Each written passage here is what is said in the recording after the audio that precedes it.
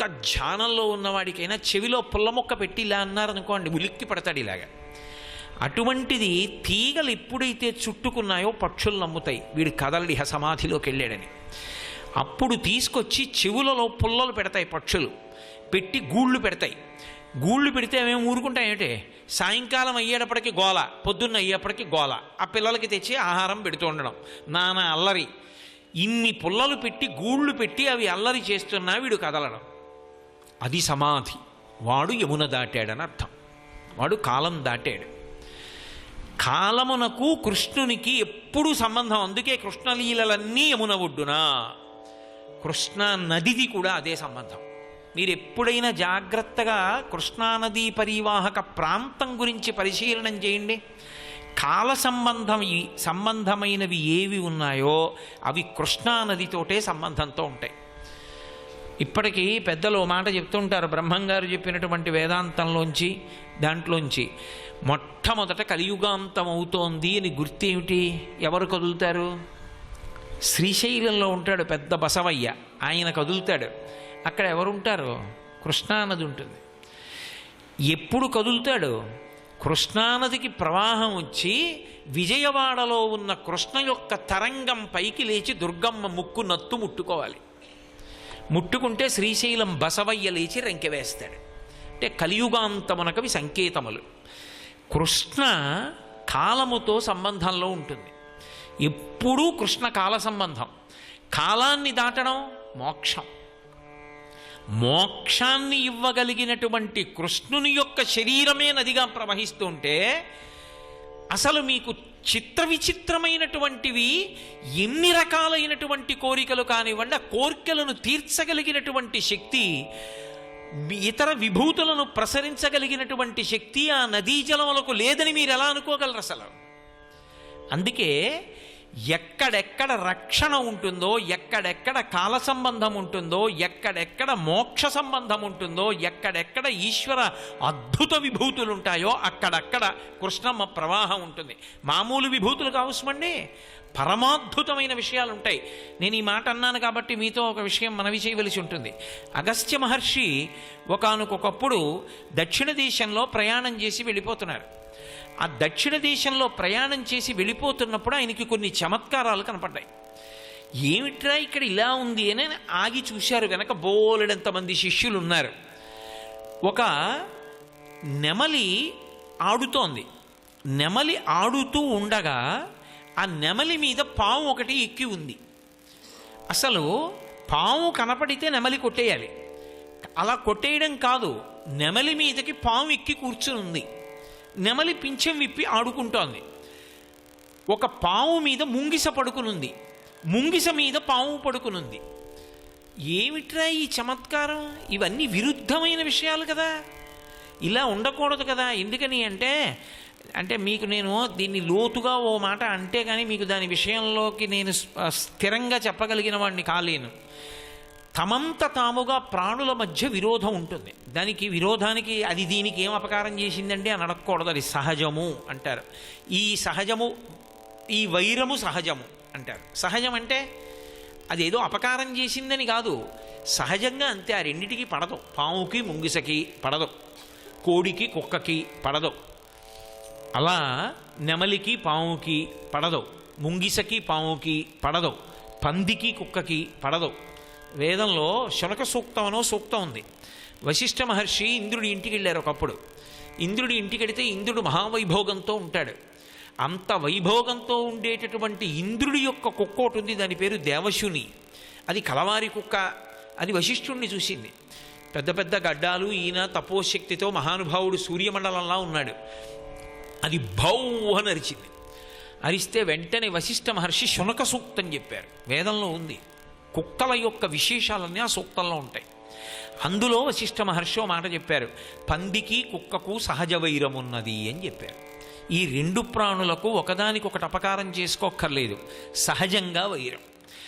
సహజ వైరమున్న ప్రాణులు సహజ వైరాన్ని ప్రకటించకుండా ఒకదాని పట్ల ఒకటి ప్రేమని ప్రకటనం చేశాయనుకోండి, మహాత్ముడెవడో తపస్సు చేసి వెళ్ళిపోయన్నన్నా ఉండాలి, లేదా ఎవరో ఒక మహాత్ముడు తపస్సు చేస్తూ అన్నా ఉండాలి.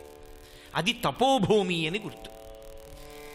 కాబట్టి ఆగిపోయారు. అగస్త్య మహర్షి ఉత్తినే ఆగిపోలేదు. ఆయన ఆగిపోయి ఇక్కడ ఎవరు తపస్సు చేసి ఉంటారు, లేదా ఇక్కడ ఎవరు తపస్సు చేస్తున్నారు, ఆయన కలయ చూశాడు. బాగా ఏముంది ఇక్కడ అని చూశాడు. చూస్తే కొన్ని పుట్టల యొక్క రంధ్రాలలోంచి కాంతులు వస్తున్నాయి. ఆయన వెంటనే దివ్య దృష్టితో చూశాడు. మళ్ళీ ఈ మాట అంటే మళ్ళీ అదో ఆ విశేషం. దివ్య దృష్టి ఏమిటండి అని అనుమానపడకూడదు. దృష్టి అంటే ఈ కన్ను తెరిచినప్పుడు ఈ కన్ను కొంత దూరం చూస్తుంది, అంతకన్నా పై వరకు చూడడం దానికి సాధ్యం కాదు. ఇక్కడ కూర్చుని కాకినాడలో మీ ఇంట్లో ఎవరేం చేస్తున్నారో చూసిరండి అంటే నేను చెప్పలేను. సంపాత అయితే చెప్తాడు అలాగే, లంక వరకు చూసి. నేను చెప్పలేను, నా వల్ల కాదు. ఆఖరికి నాకు ఇచ్చిన విడిదిలో ఏమవుతుందో నాకు కనపడదు ఇక్కడి నుంచి. కానీ అసలు ఈ కళ్ళజోడు తీసేస్తే మీరే కనపడరు, అంతవరకే నా దృష్టి. కానీ ఒక దృష్టి ఉంటుంది, దాన్ని దివ్య దృష్టి అంటారు. అది తపోబలంతో వచ్చిన దృష్టి. అప్పుడు ఈ రెప్ప విప్పరు, ఈ రెప్ప మూస్తారు. మూస్తే జరిగినదేది జరగబోయేది కూడా తెలుసుకుంటాడు. లోకంలో లక్షణం ఉంటుంది, నాకు అది లేదు కాబట్టి అది ఉండదు అనకూడదు. నేను వంకాయ కూర తిన్నాను అనుకోండి, ఎవరూ వంకాయ కూర తినరంటే అనకూడదు. నాకు వంకాయ కూర తినడం ఇష్టం ఉండదండి అని చెప్పాలి. నేను ఎప్పుడూ బంగినిపిల్లి మామిడి పండు తినలేదనుకోండి, బంగినిపిల్లి మామిడి పండు లోకంలో ఉండదండి అనకూడదు. నేను తినలేదంతే, అంతవరకే. బంగినిపిల్లి మామిడి పండు తిన్న అనుభవం నాకు లేదు. నాకు దివ్య దృష్టి లేదు కాబట్టి లోకంలో ఎవరికీ ఉండదండి అనకూడదు. వాడు తపస్సు చేశాడు, సంపాదించాడు. నువ్వు చేసావా? నీకు ఎలా వస్తుంది? అసలు నీకు లేదు, ఉండే అవకాశం లేదు. ఆయనకి లేదంటావు ఎందుకు? ఆయన తపస్సు చేసి సంపాదించుకున్నాడు. నీ అనుభవంలో ఉంటేనే సత్యం అంటే ఎలా? అనుభవం తెచ్చుకోవడానికి కావలసిన అర్హత సంపాదించుకోవాలి అప్పుడు. కాబట్టి దివ్య దృష్టి అంటే తపస్సు వలన వచ్చిన శక్తి. కన్నులు మూసుకుంటే తెలుస్తుంది ఏం జరిగింది అన్నది. అగస్త్య మహర్షి కన్నులు మూసి చూశారు. ఎందుచేత ప్రాణులు పరస్పర వైరుధ్యాన్ని ప్రకటించట్లేదు ఇక్కడ? అది మోహినీపురము. అది మాటలు మారి మారి మారి మారి చివరికి ఏమైందంటే ఇవాళ మోపిదేవి అయింది. ఆయనకి అర్థమైంది, ఈ పుట్టలలో కూర్చుని సుబ్రహ్మణ్యుడు తపస్సు చేస్తున్నాడు. ఎందుకు అంటే ఆయన ఏదో నా వలన చిన్న పొరపాటు జరిగింది అని అనిపించింది ఆయనకి. అనిపించి తపస్సు చేత దోషం పోగొట్టుకోవాలి అని అక్కడికి వచ్చి తపస్సు చేస్తున్నాడు. సుబ్రహ్మణ్యుడంటేనే అగ్నిస్వరూపుడు, పావకి, జ్ఞానమునకు ఆలవాలం. అటువంటి వాడు తపిస్తున్నాడు. అటువంటి మహానుభావుడు తపిస్తున్న ప్రదేశం కనుక ఆ గడ్డ ముట్టుకునేటప్పటికీ ప్రాణుల మధ్య ఉండేటటువంటి సహజ వైరం పోయింది. మనకి ఎప్పుడూ రజోగుణం తమోగుణం చాలా విపరీతంగా ఉందనుకోండి, మనం ఎక్కడుంటే అక్కడ శాంతి పోతుంది కదా. అసలు ప్రతిదానికి గొడవ తెచ్చుకునేవాడు వాడు ఉన్నాడు అనుకోండి, వాడు ఎక్కడున్నాడో అక్కడ శాంతి పోతుంది. తన గురించి కాకుండా ఇతరుల గురించి ఆలోచించేవాడు ఉన్నాడు అనుకోండి, శాంతి ఉంటుంది. అంతే తేడా.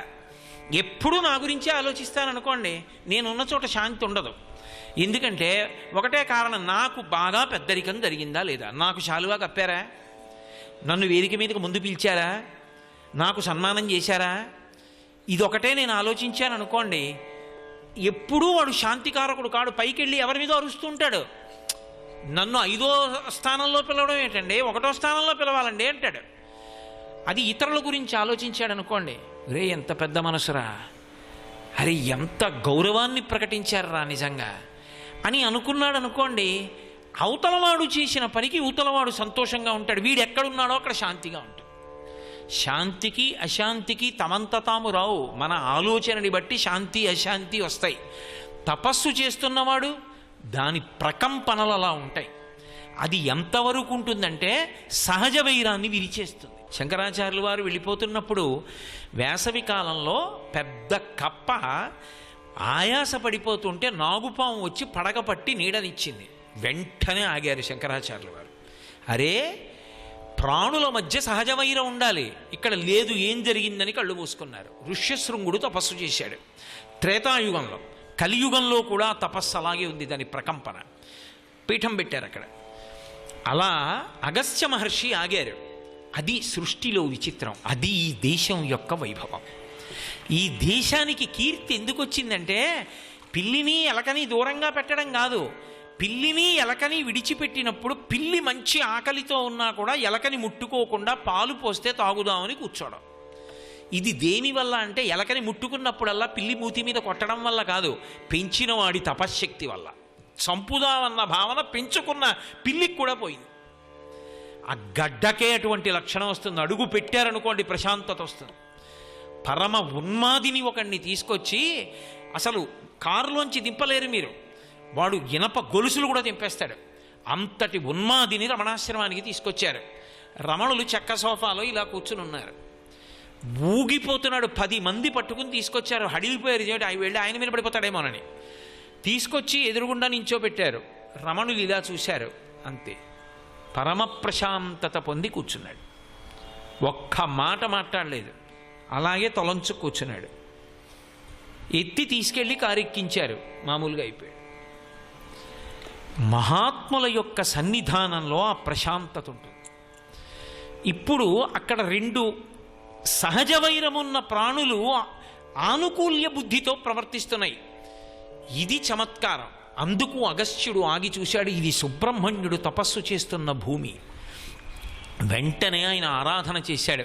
ఇప్పటికీ మీరు నన్ను నమ్మండి, కోటేశ్వరరావు గారు అబద్ధం ఆడారు అని మీకు అనిపిస్తే, మీరు ఆ మోపిదేవి క్షేత్రం, ఇప్పుడు మోహినీదేవి అంటే ఎవరికి అర్థమవుతుంది? మోపిదేవి వెళ్ళి అడగండి. పెద్దలు ఒక మాట చెప్తారు, ఎక్కడ సుబ్రహ్మణ్యుడికి అభిషేకం చేస్తుంటారో అక్కడే కలుగులో పడుకుని ఉంటాడు. ఆయనకి పూజలో అపస్వరాలు ఎక్కువ వినపడ్డా, ఆయనకి శౌచం నడవలేదనిపించినా, ఇవాళ పూజ సక్రమంగా లేదనిపించినా, ఆయన వెంటనే కలుగుని విడిచిపెట్టి అలక తొట్టు ఉంటుంది, కొద్ది దూరంలోనే ఉంటుంది, చిన్న తొట్టే, అందులోకి వచ్చి పడుకుంటాడు. పడుకుంటే వేద పండితులందరూ వెళ్ళి నిలబడి మళ్ళీ సుస్వరంగా వేదమంత్రాన్ని చెప్తారు.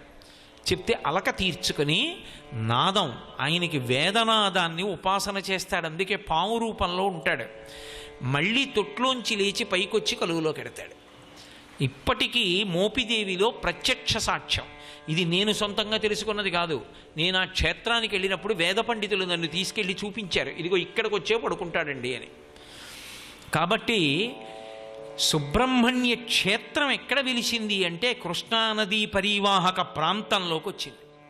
ఎందుకని అంటే ఆ నదీ ప్రవాహానికి అటువంటి ఈశ్వర విభూతి ఉంది కాబట్టే అక్కడ తన తపస్సు కొనసాగుతుంది. కాబట్టే సుబ్రహ్మణ్యుడంతటి వాడు అక్కడ కూర్చున్నాడు. అంటే ఆ నదీ వైభవం ఎటువంటిదో మీరు ఆలోచించండి. ఆ కృష్ణానదిలో స్నానం చేసి సుబ్రహ్మణ్య దర్శనం చేసి మోపిదేవి వెళ్ళొచ్చారనుకోండి, ఈశ్వరుడు అనుగ్రహించినటువంటిది ఏముంటుంది అక్కడ? మీకు దైవము, తీర్థము, క్షేత్రము 3 ఆ తీరమంతా కూడా కనపడుతూ ఉంటాయి. కృష్ణానది కోరి కోరి పంచారామాల్లో ఒక ఆరామాన్ని పుచ్చుకుంది. ఎందుకని అంటే ఒకప్పుడు 5 సంఖ్య అన్వయమయ్యేటటువంటి శివలింగము 5 ముక్కలైంది. త్రిపురాసురుల యొక్క నిరంతర ఆరాధన అందుకున్నటువంటి శివలింగం ఒకటి ఉండేది. అది సంఖ్యాయుతమై పంచతత్వములతో కూడుకుని పంచామృత స్వరూపమై అది పంచనాదములతో కూడుకున్నటువంటి శివలింగం ఉండేది. అది పరమశివుడు ప్రయోగించినటువంటి బాణము చేత బద్దలై కింద పడింది 5 ముక్కలై. ఆ 5 ముక్కలు 5 చోట్ల ప్రతిష్ఠింపబడ్డాయి. ప్రతిష్ఠింపబడినప్పుడు ఒక ముక్క ధరణికోట అనబడేటటువంటి ప్రాంతంలో కృష్ణానదీ పరివాహక ప్రాంతంలోనే దేవేంద్రుడు ప్రతిష్ఠ చేశాడు. అమరావతికి అధిపతి అయినటువంటి ఇంద్రుని చేత ప్రతిష్ఠింపబడినటువంటి శివలింగం కాబట్టి దానికి అమరావతి అని పేరు.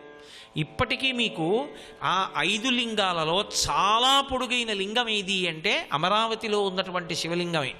అందుకే ప్రాకారం కట్టి దాని మీదకి ఎక్కి అక్కడి నుంచి అభిషేకం చేస్తారు పండితులు. అంత పెద్ద శివలింగం కృష్ణానది ఒడ్డున దేవేంద్రుని చేత ప్రతిష్ఠింపబడింది. వేరొక శివలింగం పాలకోట అంటారు. ఇప్పుడు మనం పాలకొల్లు అంటున్నాం. పాలకోట క్షీరారామం, అక్కడ చంద్రుడి చేత ప్రతిష్ఠ చేయబడింది. వేరొకటి రామచంద్రమూర్తి చేత ప్రతిష్ఠ చేయబడింది, అది సోమారామం, ఇది క్షీరారామం. వేరొకటి కుమారస్వామి ప్రతిష్ఠ చేశారు, చాళుక్య భీమారామం. వేరొకటి తనంత తాను ప్రతిష్ఠ అయిపోయింది, సూర్యుడు మొదటి పూజ చేశాడు, అది దక్షారామం. 5 ఆరామములయ్యాయి. అందులో ఒక ఆరామం కోరి కోరి కృష్ణానది ఒడ్డున వెలిసింది. కృష్ణానది అమరావతి అనబడేటటువంటి ఆ లింగానికి, ఆ ఆరామానికి ఆటపట్టు. ఇలా దిగి స్నానం చేయొచ్చు, ఇలా నదీ స్నానం చేసి అలా వెళ్ళి అమరేశ్వరలింగాన్ని దర్శనం చేసుకుని పూజించి వెళ్ళవచ్చు. ఆ నదీ తీరంలోనే విజయవాడ కనకదుర్గమ్మ వెలిసింది. దాని పేరు విజయవాటిక. ఒకప్పుడు దుర్గముడు అనబడేటటువంటి రాక్షసుణ్ణి సంహారం చేసింది. ఒక్క దుర్గా అన్న మాట ఎన్ని రకాలుగా అన్వయం అవుతుందో, ఎంత గొప్పదో. ఒకప్పుడు దేవీ నవరాత్రుల్లో ఒక్క దుర్గా వైభవము అని పేరు పెట్టి ఒక్క దుర్గా అన్న నామం ఎంత అన్వయం అవుతుంది అన్నది చెప్పడానికి ప్రయత్నం చేస్తే ఆవగింజని 6 కోట్ల ముక్కలు చేస్తే ఒక ముక్కంత చెప్పడానికి 10 రోజులు పట్టింది. దుర్గా అన్న నామం అంత వైభవం. దుర్గా దుర్గా దుర్గా అని రోజు స్మరిస్తే చాలు. అపారమైనటువంటి రక్షణ శక్తి. అటువంటి దుర్గా కనకదుర్గయ్యి విజయదుర్గయ్యి అదిగో అక్కడ ఉన్నటువంటి కొండ మీదే వెలిసింది. ఆ క్రిందనే కృష్ణానది ప్రవహిస్తూ ఉంటుంది. వెనక మల్లికార్జున లింగం. ఆ దుర్గమ్మే పోతనగారికి ఇలవేల్పు. ఇప్పటికీ పోతనగారి పద్యమే కనకదుర్గమ్మ యొక్క తోరణంగా నిలబడి ఉంది. అమ్మవారికి ఇంకా వేరు తోరణం కాదు, పోతనగారి పద్యమే తోరణం. ఆయన దుర్గమ్మ అన్న పేరు వచ్చేటప్పటికి మా అంటారు. అమ్మలగన్నయమ్మ ముగురమ్మల మూలపుటమ్మ చాలా పెద్దమ్మ సురారులమ్మ కడుపారడి బుచ్చినయమ్మ దుర్గమాయమ్మ కృపాబ్ధినిచ్యుత కవిత్వ మహత్వ పటుత్వ సంపదల్ అంటారు. దుర్గమాయమ్మ అంటారు. అదిగో ఆ పద్యం ఇప్పటికీ విజయవాటిక.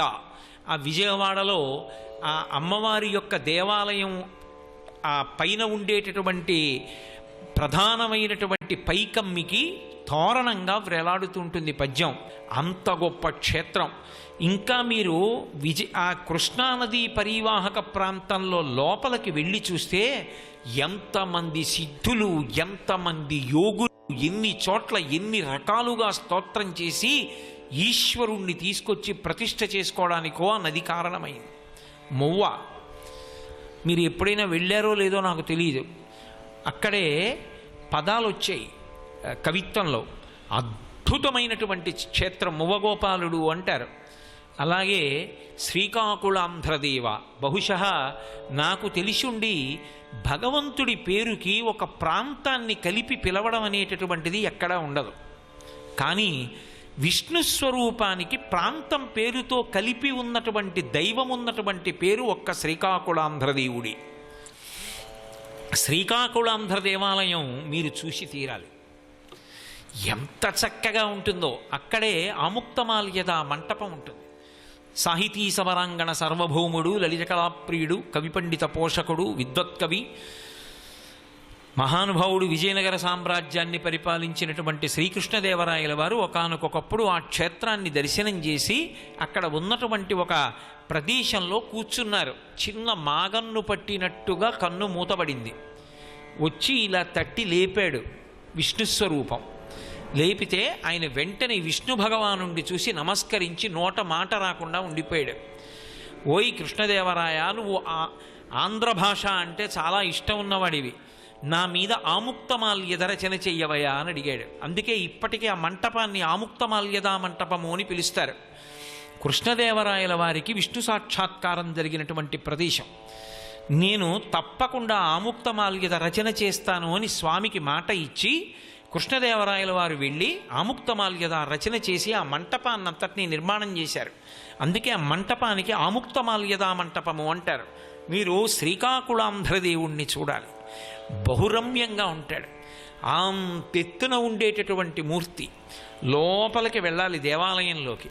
ఒకానొకప్పుడు తనని నమ్ముకున్నటువంటి భక్తుణ్ణి రక్షించాడు. ఎంత రక్షించాడంటే ఆ ప్రాంతాన్ని శాతవాహనులు పరిపాలిస్తూ ఉండేవారు. ఆ రాజుగారికి అలవాటు ఉండేది. రోజు శ్రీకాకుళాంధ్రదేవుడి మెడలో వేసినటువంటి పుష్పహారాన్ని పట్టుకెళ్ళి రాజుగారికి ఇవ్వాలి. రాజుగారు దాన్ని కళ్ళకద్దుకుని మెడలో వేసుకుని తీసి పక్కన పెట్టుకుంటుంటాడు. ఒకరోజు అర్చకుడు పట్టుకెళ్ళి దండ వేశాడు. ఇది నిర్మాల్యం అండి అని ఇచ్చాడు. మహారాజా వారు కళ్ళకద్దుకుని మెడలో వేసుకోబోయి చూశాడు. పెద్ద వెంట్రుకోటు ఉంది అందులో. ఆయన కర్మ ఎక్కడదో పాపం ఆ వెంట్రుక. మరి ఆ వెంట్రుకోటు ఉంది దండలో. వెంటనే మహారాజు చివ్వున చూసి అన్నాడు, దండలోకి ఇంత పెద్ద వెంట్రుక ఎక్కడి నుంచి వచ్చింది? దండలో వెంట్రుకుందని కూడా చూడకుండా అలంకారం చేశావా అని గద్దించాడు. వెంట్రుక పరమ నైత్యము. వెంట్రుకని ముట్టుకోరు. ఒకవేళ భోజనం చేస్తుండగా వెంట్రుకొస్తే వెంటనే ఉత్తరాపోసనం బట్టి లేచిపోవాలి అని. వెంట్రుక గోరు ఈ రెండు దూష్యములు, వాటికి గౌరవం లేదు. కానీ రెండింటి వెంట్రుకలకు మాత్రం చాలా గౌరవం. ఒకటి ఏనుగు వెంట్రుక. ఏనుగు వెంట్రుక ఉంగరానికి చుట్టుకుని పెట్టుకుంటే దృష్టి దోషం ఉండదు. అందుకని ఉంగరానికి చుట్టుకుంటారంటే కనపడ్డ ఏనుగులు పీకు రాకూడదు. ఎవరైనా ఇస్తే తెచ్చుకోవాలంతే. అంతేగాని తిరుపతి వెళ్ళి వాటి వెంట్రుకలన్నీ పీకు రావడం, ఇలాంటి పనులు చేసి కోటేశ్వరారు చెప్పారండి అని చెప్పడం, నాకు తీసుకురావడం ఇబ్బంది, అలాంటివి చేయకూడదు. కాబట్టి ఏనుగు వెంట్రుక దృష్టి దోషాన్ని నివారిస్తుంది. రెండు చామరీ మృగం యొక్క వెంట్రుకలు, వాటిని కుచ్చు కట్టి స్వామివారికి సేవగా ఆ చామరం వేస్తారు. ఆ చామరీ మృగం యొక్క వెంట్రుకలతో కుచ్చు కట్టి వేస్తే భగవంతుడు కూడా ఉపశాంతి పొందుతాడు. అభిషేకం చేసిన పుట్ట ఆయనకి కూడా చెమట పట్టి చాలా బడలిక పొందుతట. అలంకారం చేసి చిట్ట చివర రాజోపచారాల్లో చామరం వేస్తారు. చామరం వేస్తే ఆయన అమ్మయ్యా అనుకుంటాట. అలా ఈ వెంట్రుకెక్కడిది? దూష్యం కదా. మళ్ళీ వెనక్కి రండి, రాజుగారు అడిగినటువంటి సందర్భం దగ్గరికి రండి. ఇదేమిటి పూలదండలో వెంట్రుకెక్కడిది, ఇంత పొడుగు వెంట్రుక అని అడిగాడు. ఏదో చెప్పలేదనుకోండి, వీడి కంఠం ఉత్తరించండి అంటాడు. రాజులది ఉంది, శాసనం కదా. అందుకని భయపడి ఆయన అన్నాడు, స్వామివారి కొప్పులో వెంట్రుక అన్నాడు. ఓ స్వామికి కొప్పుకి వెంట్రుకలు ఉన్నాయా అన్నాడు రాజు. ఉన్నాయి అన్నాడు. రేపు ఉదయం వచ్చి చూస్తాను అన్నాడు. ఇప్పుడు గుండెల్లో ఇంకో రాయిడిపోయి వచ్చి చూస్తే కొప్పేది, కొప్పుకు వెంట్రుకలేవి. అందుకని గబగబా శ్రీకాకుళాంధ్రదేవుడి దగ్గరికే పరిగెత్తాడు. పరిగెత్తి ఆయన కాళ్ళు అట్టుకున్నాడు. స్వామి స్వామి ఎలా వచ్చిందో నాకు తెలియదు, నువ్వు వేసుకున్నావు భక్తితో. ఆయన మాత్రం కోపం వచ్చింది. అందులో వెంట్రుక ఎక్కడదని అడిగాడు. నాకు ఏం చెప్పాలో అర్థం కాక నీ కొప్పులో వెంట్రుక అన్నాడు. కొప్పుందా వెంట్రుకలున్నాయా, రేపు వస్తానన్నాడు. ఇప్పుడు నువ్వు కొప్పు వెంట్రుకలు చూపించకపోతే నాకు కంఠం పోతుంది. అందుకని రాత్రి కొప్పెట్టుకుని కొప్పులో వెంట్రుకలు కనపడేటట్టుగా చూపించు తండ్రి అన్నాడు. మర్నాడు ఉదయం రాజావారు వచ్చారు దర్శనానికి. పెద్ద కొప్పులోంచి ఇలా సిగపాయలు కనపడ్డాయి. ఆయనకు అనుమానం వచ్చింది. ఇన్నాళ్ళ నుంచి దర్శనం చేస్తున్నాను కదా, పట్టాభిషేకం ముందు నుంచి చేస్తున్నాను, ఎప్పుడూ కొప్పు లేదు, కొప్పులో వెంట్రుకలు లేవు, ఇదేమిటి కొప్పు వెంట్రుకలు కనపడుతున్నాయి? అర్చకుడు ఏదో మాయ చేశాడని దగ్గరికి వెళ్ళి ఓ వెంట్రుకల కట్టొకటి పట్టుకుని ఇలా లాగేటప్పటికి ఆ వెంట్రుకలు ఊడిపోయి నెత్తురు కారింది. కారేటప్పటికి వెంటనే చెంపలేసుకుని క్షమాపణ చెప్పి స్వామి పాదాల మీద పడి అనుగ్రహించమని వేడుకున్నాడు. శ్రీకాకుళాంధ్రదేవుడు అంత సత్యస్వరూపి మహానుభావుడు. అర్చకుణ్ణి కాపాడడానికి కొప్పు వెంట్రుకలు పెట్టుకొని లాగితే నెత్తురు కూడా చూపించాడు. మీరు ఇప్పటికీ శ్రీకాకుళాంధ్రదేవుడి దగ్గరికి వెడితే మురిసిపోతారబ్బా, ఏమి దేవాలయం రా, అంత అద్భుతమైన దేవాలయం. కానీ దురదృష్టం ఏమిటంటే ఆలయం ఇవాళ శిథిలం అయిపోతుంది. కాసుల పురుషోత్తమ కవి ఆయన ఉత్తరీయం పట్టుకు నిలదీశాడు శ్రీకాకుళాంధ్రదేవుణ్ణి. ఏమయ్యా ఇంతమందికి ఇన్ని చేసి పెడతావు, నీ గుడి బాగు చేసుకోవా అని అడిగాడు.